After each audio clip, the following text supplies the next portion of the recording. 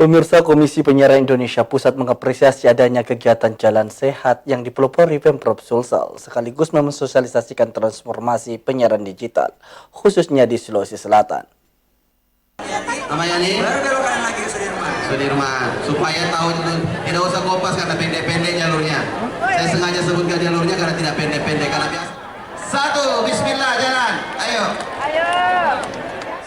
Ribuan masyarakat di Kota Makassar mengikuti Jalan Santai Anti Mager sekaligus menyambut transformasi penyiaran digital khususnya di Sulawesi Selatan. Kegiatan tersebut dilakukan oleh pemerintah Provinsi Sulawesi Selatan melalui Dinas Komunikasi Informatika, Statistik dan Persandian Diskominfo SP Sulsel bekerjasama Komisi Penyiaran Indonesia KPI Pusat.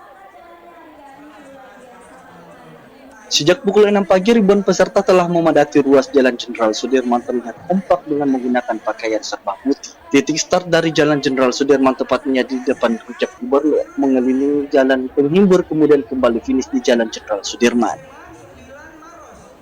Ketua KPI Pusat Ubaidillah mengungkapkan, dengan adanya kegiatan jalan santai tersebut yang melibatkan ribuan masyarakat, KPI bekerjasama dengan pemerintah Provinsi Sulsel diharapkan dapat mensosialisasikan perubahan siaran dari analog menjadi digital, sehingga masyarakat khususnya di Sulsel bisa segera menikmati siaran digital dengan gambar jernih dan siaran yang bagus.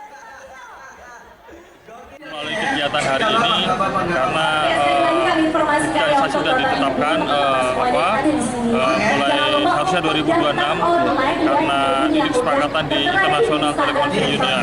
Nah, kita di hari ini melakukan sosialisasi dengan Jalan Santai Anti Mager, melibatkan dengan KPID Sulawesi Selatan, Pemprov, dan segala macam stakeholder yang ada di Sulsel.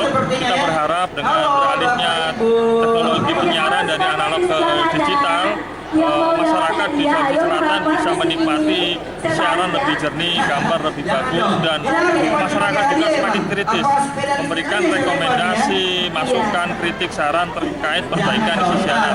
Karena ketika teknologinya sudah bagus, kalau tidak diimbangi dengan konten-konten siaran yang bagus juga, maka itu akan merugikan masyarakat atau masyarakat Sulsel.